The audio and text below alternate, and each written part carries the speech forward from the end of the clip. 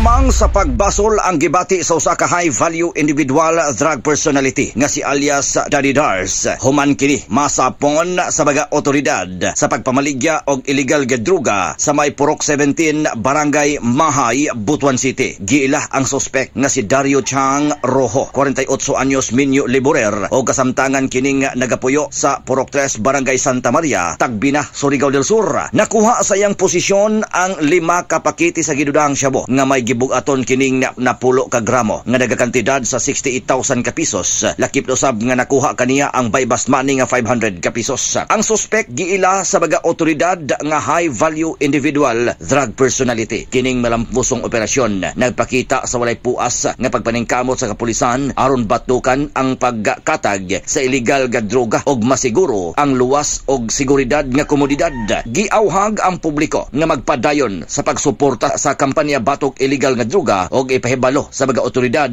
ang bisang unsang kalihukan nga illegal. Nagmalampuson ang gibuhat nga buy-bust operation sa pagpanguna mismo ni Marlowe Season, ang Station Drug Enforcement Commander sa Butuan City. Sa pagkakaroon ana-ana sa karsel sa Butuan City Police Station 1 ang naisgutang sospek og andam na usab ni aron atubangon ang kaso may kalabutan sa Republic Act 9165 o Comprehensive Dangerous Drugs Act of 2002. Mga katrupa, ampingan ta ang atong panglawas. Mag-inom sa Santon Vitamin C. Alang sa nagkahiusang Pilipino para sa Pilipinas, Junje Lebrias, XFM News.